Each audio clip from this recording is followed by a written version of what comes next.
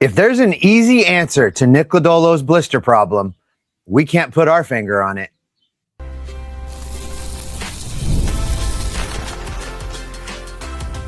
You are Locked On Reds, your daily Cincinnati Reds podcast, part of the Locked On Podcast Network, your team every day.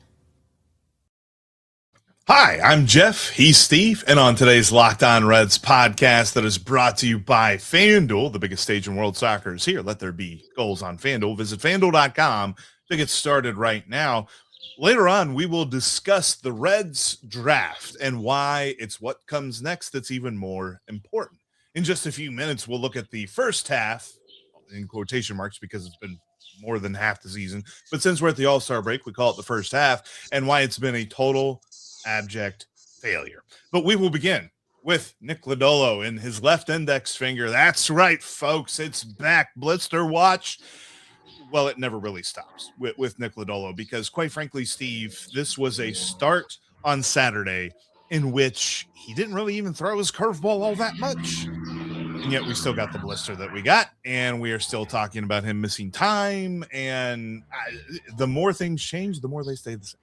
Yeah, you and I watched this happen in real time. We were both down at the ballpark. We saw him start looking at his hand. We knew exactly what was going on. Didn't even need to wait for the announcements. You can tell the second he starts looking at that finger that blister is back. The last pitch he threw got absolutely tagged. Here's the deal. You know, we may be seeing an elite level Major League Baseball pitcher that is going to lose his career because of a blister. And you and I have been racking our brains since this happened, trying to think of another example of a major league pitcher that just simply had to hang it up because they couldn't deal with this blister problem. And we can't come up with a good example. Maybe if you're in the comment section today and you know a good example, drop them in there because we're trying to figure out if this has happened before where guys had to quit pitching, because Nick Lodolo is an elite level starting pitcher when he can throw that OG breaker. When he cannot, I'm not sure he's even a bullpen pitcher. He can't get guys out. So this could be a career ender, and we're talking about a blister. Nick Lodolo obviously frustrated in his post-game presser after he had to leave this game. The beat writers did press him a little bit. And to Lodolo's credit, he actually attended the post-game presser. He went out and talked to the media after this. I can't imagine what he's going through. You know, there's a lot of people working on this with him, Jeff. They haven't said exactly what it is that they're doing to try and, mitigate this blister problem. But they're trying a lot of things. And Lodolo thought they maybe had finally figured it out. Turns out not so much. I talked to Chris Wells about this when it first started, when Lodolo first started getting these blisters. And Chris told me, he's like, there's just really no simple answer to this, because no matter what you try, no matter what coatings you try, bandages, covers, they all come off, they all get in the way, and they all change the way that you have to pitch. And the only real answer is a new grip. I feel like if that were a possibility, Jeff, Lodolo would have done it already. Yeah, and that was even approached after Saturday's game with Tito, where they asked him, is changing a grip a possibility? And Tito had this quote, and, we all know how Tito likes to give quotes when things are going rough anymore. They just seem all shucks when it comes, or when it's how they come off. And this is what he had to say, quote, "I think we'll all talk and throw out ideas and things like that." Nick even mentioned it last night, talking about the changing of the grip, saying that you really got to think it through, because for me to sit here in the chair and say, well, just move your finger over to the side. Well, the kid's been pitching like his whole life. I agree the blister's not good. If you hurt your shoulder changing grips, there's got to be some pulling back to the reins and a little bit, and not jumping in until you know something can really help, unquote. So the helpful words of Terry Francona when it comes to changing his grip on his curveball. But you're right, Steve. You take that pitch away from Nick Lodolo, and I dare to think that he's very mid at best. Yeah. Because as Rhett Lauder is showing us, you can have command of all of your pitches. You can move all of your pitches in and out of the zone, up and down, all the things. But if you don't have an out pitch, it really doesn't matter, because when you get to 2 strikes, you cannot close that at bat out. with an out. And so that's where the big problem comes here, because Nick Lodolo got here with the curveball that he has, with the breaking ball that he has. I've seen some people call it a sweeper, some people call it a slurve, some people call it a curve. It's a breaking ball, whatever it is. But if you take that away from him, you take away a guy who is an asset to this team. The Reds can't count on him, and the Reds really can't trade him either. This press conference too, when they're talking to Tito about this, lately I've not agreed with a lot of what Terry Francona has had to say. But in this limited instance, I did, because one of the things that Tito said also was, I don't know what you guys want me to say, talking to the media. I don't know what you guys want me to say. If they listen to me about how to handle a blister, he may end up with 10. And I agree with that. Terry Francona should not be the one trying to figure out this blister problem. But, it's your favorite people that need to figure it out. Right. It's the medical and training staff. And in this instance, though, there might not be an answer, Jeff. I think that's the eventuality I think I'm trying to ease into and prepare the everydayers for.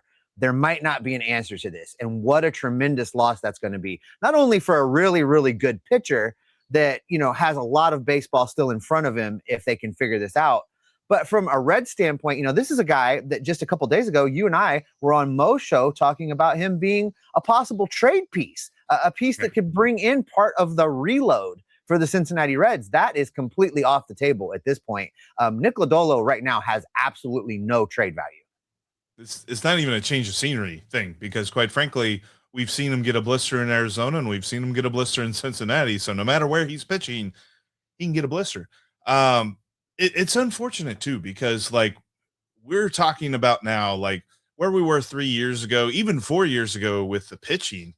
Hunter Greene and Nick Lodolo look like the leaders of this ball club. And right now, Hunter Greene, his last start was amazing, but with all of his injury things, and with Nick Lodolo, us constantly looking at his index finger, to say nothing of him constantly looking at his left index finger after every pitch that he throws, it feels like we have now moved on from that. We cannot trust the two-headed monster that we used to say the Reds have two aces now, because who knows when they're going to pitch, when they're going to be available. And this is really where consternation has set in for me, because it feels like now you need to figure out, all right, you got Chase Burns. Who's the other guy with him? Is it Hunter Greene? Is he going to be healthy enough to be that other guy? Is someone else going to step up? Is it going to be Andrew Abbott? This starting rotation becomes decimated when you take away Nick Lodolo, and when you consider the fact that we don't see Hunter Greene as often as we need to. And you would hope that there would be other guys that could step up and be the fill of that void. And you would hope that Hunter would be the guy that could put this on his shoulders and carry it. And with every other pitcher on this staff, every other guy, from even Chase Burns at this point, I don't know who has what left in the tank. We're going to get into that here in just a few minutes when we talk about first half versus second half. But, do you count on Hunter to say, you know what, guys, I'm back. I got this. I'm going to carry us on my shoulders through the second half. He has to be that guy. And I don't know that he's that guy. And quite frankly, I'm stunned at the amount of trade talk that Hunter Greene is in for this team right now, heading towards the deadline to maybe be considered for that role. Yeah. In fact, he was listed by Mark Sheldon as, a tough decision, not an unlikely decision. Mark Sheldon listed JJ Bleday as an unlikely trade piece because he believes that the Reds are buying into him and keeping him. And he listed Hunter Greene as it might be tough to decide here, but there's more of a possibility for the Reds to trade Hunter Greene than to trade JJ Bleday. And that's wild to me. I don't understand that at all. But I'm with you. The hardest expectations are going to be placed on Hunter Greene for the rest of the season, because Nick Lodolo, I don't know when he's going to be back, because you've got to come up with an answer. This isn't just, okay, is the blister gone? Is everything healed? You now need to come up with an answer to how can you prevent that? And that is something they have not answered for years. And so what does that look like moving forward? Are we just going to get him for 2 to 3 weeks at a time and then, he's hitting the IL with another blister? because that's kind of feels like what it is. That might be the best possible outcome at this point, and I really hope that that's not the case. But listen, Jeff, we started this season on the highs of talks of division championships and have come up far, far short of that. A very, very disappointing, a failure of a first half the Reds have delivered. And coming up, we're going to kind of break that down and talk about what the possible reset looks like for the Reds moving forward.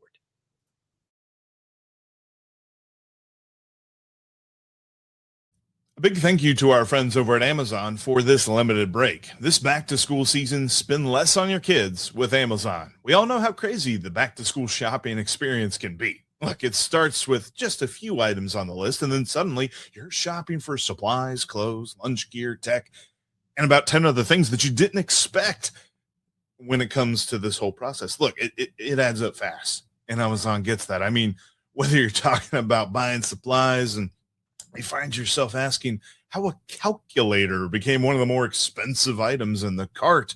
I wasn't expecting math to start costing me so much money before school even really began. And it feels like there's a life lesson in there somewhere, but I can't quite figure out what it is.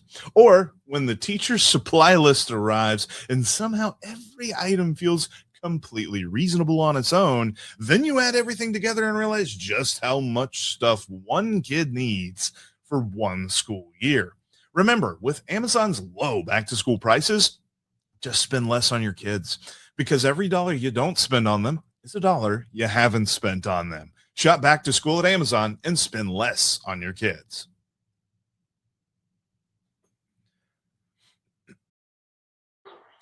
You already live this team every single day. Thanks for being an everydayer. You can elevate your game and join the Everydayer Club. LockedOnPodcast.com/everydayer. $5 a month, $50 a year. It's going to get you ad-free Locked On Reds over in the audio feeds. That's where that program lives. All of the Reds content, none of the advertising, $5 a month, $50 a year. Also, Jeff and I are going to have some things coming your way to make that a special place to hang out. Hang out being the operative word. So make sure you follow that link today to get started. All right, Jeff. First half reminiscing.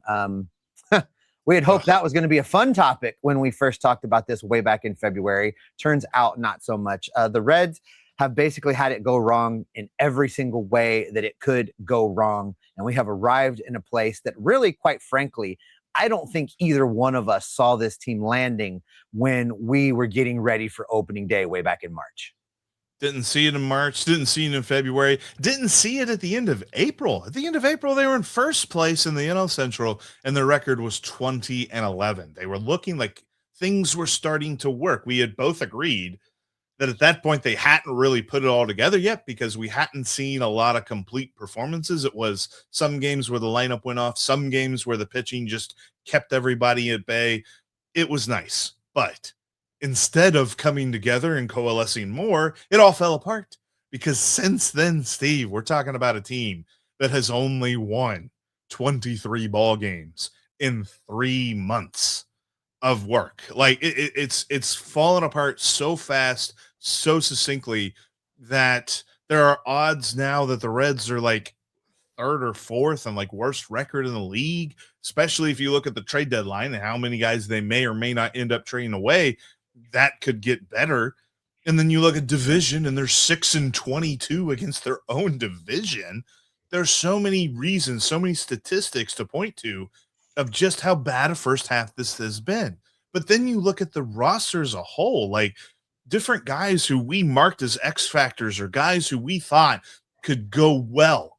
Every single one of them have gone bad, and some of them who we kind of already marked as going well have also gone bad. And, you know, Eugenio Suarez and TJ Friedl, albeit I talked about my concerns for TJ Friedl back in February, but I kind of thought it would be a regression. I didn't think it would be a fall off the cliff and be completely useless. And that's kind of how it's been. I mean, think about it for a second. You know, not only are you talking about players with subpar performances, this team right out of the gate, they lose Hunter Greene for a long period of time. They lose Nick Lodolo to the blister right at the beginning. We have yet to see Julian Aguilar make his return to the big leagues because of the injury.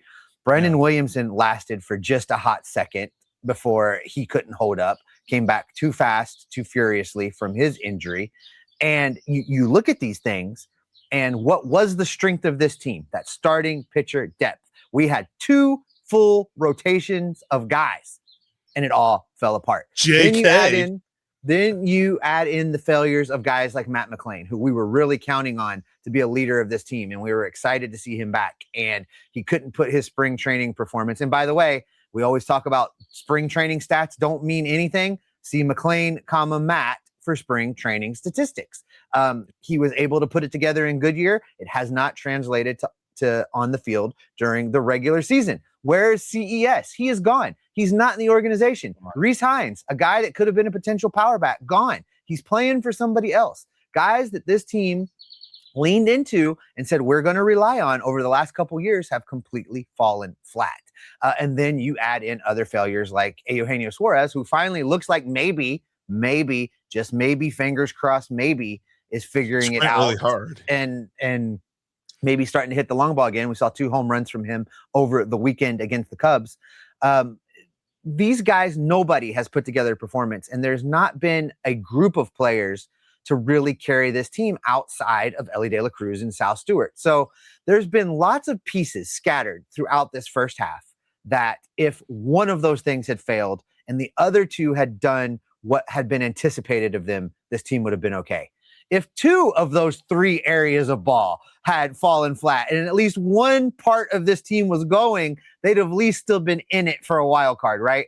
But this was a total, complete collapse from top to bottom, from front office to coaching staff to players on the field. Everybody fell on their face all at the same time, and they all looked around to see which person was going to help pick them up, and everyone was laying on the ground.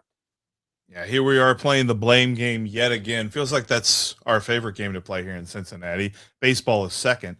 And I think that there are people that are trying to place the blame in different spots. I think that the most blame, it deserves to be placed on Nick Krall, because it feels as though there were bad investments played. There were continually bad investments that weren't stopped and changed and all this other stuff. I think that Matt McLain is the perfect example of this. Steve, we now have 230 games of a sample size, and Matt McLain has 0.1 WAR. He literally is a replacement level player for 230 games. At some point, it feels like the Reds should have been able to look at themselves in a mirror and say, maybe not Matt McLain anymore. Like, I hate to say that because of what we saw in 2023, but if they aren't saying that now, and I know that he's on the injured list because of a calf issue, and so we're probably going to see him come back at some point. But like, Edwin Arroyo looks good at second base. I don't want to see him out of the lineup. No, that's his job from now on. And Matt McLain has looked bad. He's just looked bad. And I don't know if that changes around now after 230 games of bad baseball. You know, I've tried to give him the benefit of the doubt, Jeff. I've wanted so badly to be able to say, you know, shoulders are a tricky thing. He's coming off that shoulder. The player he was before the shoulder is dramatically different than the player that came back from the shoulder. He just needs time. That's the mantra I've tried to say. I spent a lot of time talking to people that are in the building while I've been in Cincinnati this week. And to a man, everybody has said, yeah, that's not it. It's not the shoulder. Enough time. He's had enough time. So, you know, these are people I trust. These are baseball people that are, you know, in the room. So I have to kind of begin to accept that maybe he's just never going to figure it out. And another in a long, long line of highly talented disappointments with this franchise. And I think, too, this all comes to a head with the manager, where I think that there are some folks that are ascribing too much blame to Tito, but then there are also folks that are errantly arguing for the fact that he doesn't deserve any blame, and that's wrong. I'll tell you why. I'm disappointed in Terry Francona because when he came here, I thought he could rise above this. He could overcome what the Reds have been, and he has just fallen in line. He is just part of the failure, and I thought that he would be the guy that could drag them out of the failure. If anything, Steve, I have learned that the manager just isn't that important. That's true. I saw a social media post, and I can't remember who to attribute it to, Jeff, but I saw this over the weekend, and I thought that just really hits the nail on the head. And the social media post said, the Cincinnati Reds broke a Hall of Fame manager. Yeah, they really did. Like he's still going to be a Hall of Famer. His career speaks for itself. But as I've talked about with a couple of different people since this weekend, like this is just the fourth time that Terry Francona has gone into an All-Star break with a losing record in his managerial career.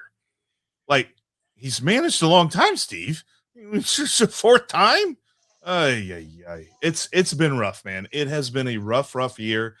I think that there are expectations that we can place on the second half. I want to do that tomorrow's episode. We're going to lead off with what can the Reds do in the second half, because I don't necessarily know that wins and losses are the goal anymore. As much as I hate to say that, we're back, baby.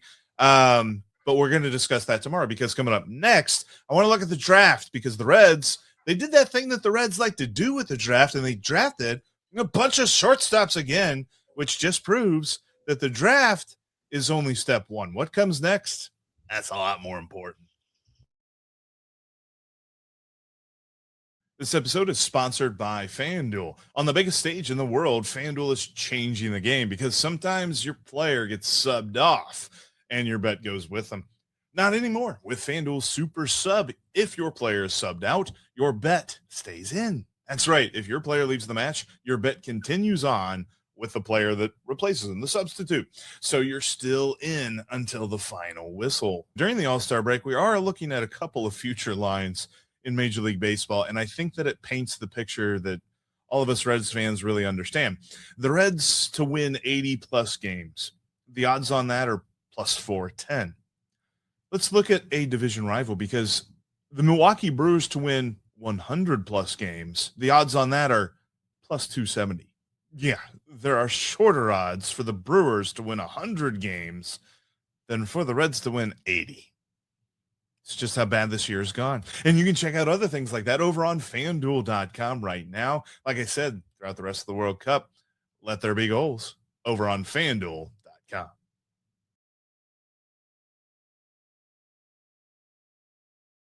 We're having so much fun talking about our Cincinnati Reds here today. And if you want to keep the conversation going with us after the show is over, you can follow us on social media. I'm on X and on TikTok at Jeff Carr with 3 Fs.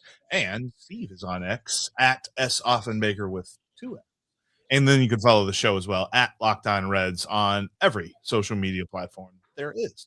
All right, Steve, the Reds have completed the draft. Major League Baseball completed their draft. And the Reds had 20 picks, and they made 744 selections of shortstops. So looking at this, and we are excited about the potential of all these guys. There's definitely a chance that we can get some nice players here. The problem is what comes next, because I think that there are some that look at the Reds system and believe that they are good at developing this, good at developing that. But I don't think we've seen this with any regularity or consistency at the major league level. And that's really where this counts. Like as far as a guy gets to Louisville and he's good in Louisville, cool. We want him to be good in Cincinnati. And so for that to happen for Justin Lebron, yes, the Reds got LeBron. I know he's a free agent. Different LeBron. Wow, you made it 23 minutes into the show without doing that joke. You almost made it. And you know why I made it 23 minutes? Stop it. Just no, we're not doing that. Anyway, Justin Lebron, shortstop prospect from the University of Alabama. There's a lot of folks that say, man, toolsy, athletic, could be the franchise guy you're looking for, needs to work on consistency, needs to work on contact, needs to work on his fielding ability on any given moment. There's lots of things that the Reds need to develop. And oh, by the way, Steve, part of that development is where's he going to play, because you have 744 shortstops. Exactly. First of all, I'd like to point out that he hit 236 in the SEC last season, so 23-6. If we're doing the LeBron stuff, we're going to lean into the LeBron stuff. But listen, here's the deal. I had tremendous amount of back and forth with people on social media during the draft. First of all, the Major League Baseball draft is a ridiculous joke. See Twitter X for my opinions on the draft. A lot of people wanted to push back at me about, no, this is how you do it. The shortstops are the best athletes. You draft them. You do. And those people aren't wrong. Those people are correct. The shortstops are usually the best athlete on the field. Here's the problem. Here's the disconnect. You have a major league franchise that had Spencer Steer in center field over the weekend who couldn't play center field. He cost the team runs against the Cubs over the weekend because all of his 5 innings in center field did not let him take command and control of that outfield. And everybody was running into each other and letting balls drop and looking like it was the latest episode of the Bad News Bears. That is an organizational failure. The Cincinnati Reds have failed to prepare their prospects to fill roles at the major league level. Now, you can come at me with a specific isolated instance here or there where they've moved a guy. The problem is that they consistently wait too long to move these guys into positions to be successful. They don't get them ready. I mean, right now, you can look through the system, Jeff, and say, LeBron's a shortstop. He's very young, but you also drafted a first-round shortstop last year in Steele Hall. Wasn't he supposed to be the guy that eventually replaces Ellie? Well, if that's the case, somebody should move already. Somebody should only be playing third base. Somebody, for the love of God, should be identified as a center fielder and have them start playing there today. And the organization doesn't do that. So when I say I'm tired of the Reds drafting shortstops, it's because they refuse to make a choice. They cannot be both the organization that only drafts shortstops and then also be the organization that doesn't move anybody in time. You can't be both of those things and be successful at the major league level. They have to pick a lane. And if they were to do that and then draft all shortstops and start moving everybody all over, listen, if you get me a major league team that's got guys that have been playing 3 or 4 years in the minors at their position and they all used to be shortstops, that's going to be an athletic, great, fun team to watch. If they all got to Cincinnati as shortstops and the manager's looking around the room going, hey, who wants to try right field? I woke up this morning and turns out we got to play 3 guys in the outfield. If we keep doing that, that's a problem. And that's what they do right now. And that you chuckle, but that seems to be what happens with Terry Francona every day. He wakes up shocked that they have to play 3 outfielders. Yeah, but Steve, you don't understand. We're working with ball players here. They're ball players. Ball players can play any position they need to. By the way, one of the positions that they need to figure out is catcher as well. I don't know too many shortstops that play catcher outside of Kyle Farmer. I hear you, Kyle Farmer. Yeah, everybody wow. said. How's that for a reference today here on Monday morning? He wasn't a shortstop though, so push back on that. Anyway, I think that that's the biggest thing with this is that how do the Reds move forward from draft day? Because, yeah, you can give me all the scouting reports you like. We got so many scouting reports on guys that are currently on the roster that say that they are better than what we have seen. Noelvi Marte is the first guy that I think about with this because his scouting report was glowing. High grades in just about every area, 5-tool guy. We don't see it on a consistent enough basis, and you can see it at moments where he takes over. But then there's a lot of other moments where he disappears, and they need to have guys with this consistency. They just continue to draft the same guy, and as long as I can remember the rules of baseball here, Steve, I think you need 2 infielders on the left side of second base and 2 infielders on the right side of second base and 3 guys on the grass in the outfield. I don't think you can have 9 guys standing at shortstop. Like, you're going to have some different positions in there. And they've got to start that process much sooner than, oh gosh, they're about ready for a call up. Play third, first, and, right. Yeah, right. Yeah, I know you've stood over here all your life. You're going to stand over there. Do you think Pat Kelly's in his office in Louisville going, what in the hell are they doing up there? Like, what is going on? Maybe we're approaching this wrong. Maybe we're approaching this wrong, Jeff, because we keep talking about the front office and we keep talking about the plans and we keep talking about Nick Krall, but maybe we need to be taking a long, hard look at this farm system and this scouting system and this player development system, because outside of the guys that were can't miss, the Hunter Greenes, the Chase Burns, the guys that you would have had to work really hard to get those wrong. Outside of those guys, who have they gotten right? They didn't get Nick Senzel right. They haven't seemingly gotten Noelvi Marte right. They didn't get CES right. They aren't getting anybody right. Who can they? And if you want to point at Ellie De La Cruz, he was the biggest happy accident this franchise has ever experienced because he was on nobody's radar. And that was a different development system too. Like, I think that was still, that was before the current iteration. And the other problem too with this is like the way that they've set up development systems now, it's like the pitching coach is the pitching czar and the hitting coach is the hitting czar for the entire organization. Well, especially on the hitting side of things, I did see a couple of write-ups like from Baseball America or from MLB Pipeline where they said the Reds are really good at developing hitters. And I'm like, do we know that? Like currently, the Reds are looking at possibly having their 7th hitting coach in the last 15 years. How can that be good at developing hitting when we're constantly churning through guys who are running the development side of that? And then on the pitching side of things, that's in abject disarray because of different things that are going on, behind closed doors and things that we're not privy to. Well, and we haven't heard anything about. And just say what we're talking about. Derek Johnson is MIA. And whatever his personal issues are, his personal issues, but he's not with the team. And there is a tremendous void that is created because you're right. He's not just the pitching coach. He is the pitching director for the entire organization. And then that falls under this question of, all right, then does each team, AA, single A, triple A, all the things, do they then handle their own development? Well, we've done that before. And it was said back then, whenever Dick Williams blew up that whole system, brought in Kyle Bodie, brought in, I believe at that time it was Alan Zinter, and then tried to bring everything up under one umbrella in the major league level. He said the development system was inadequate before. It feels like somehow we are falling back into that same trap. And I really hope that I'm wrong and I'm misreading this, but that's how it seems. And if that's how it's going to be moving forward, then we're not talking about a future that is improving.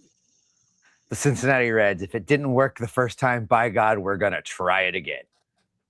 And on that note, that is where we're going to go ahead and wrap it up for today. Thanks, as always, for making Locked On Reds your first listen each and every day. We appreciate you being here and being an everydayer. If you haven't done so, click the subscribe button, click the notification bell. Listen, folks, we are going to be here all season long. Win, lose, rain, or shine, good, bad, or ugly. We're going to have you covered for all of it. So click those subscription buttons. Make sure you don't miss any of the great content we've got coming your way. For the audio folks, go check out Locked On MLB. 3 great shows over there that have Major League Baseball covered for you from a national perspective. Your friend Sully will break down all of baseball for you each and every day at Locked On MLB. Former Reds reliever Mike Stanton back to the bullpen, talking about Major League Baseball from a retired player's perspective. And of course, the folks over at MLB Game Night have you covered, watching every single game, every single night, so that you don't have to. For the video folks, we're going to send you over to Locked On's first ever 24/7 national YouTube channel, where all of the experts of the entire network are talking ball 24 hours a day, 7 days a week. There is something there for everyone all the time. Jeff and I will be back in your feeds tomorrow, gathering up all of the news, the notes, the rumors, the reports, and the information to keep you Locked On Reds every single day.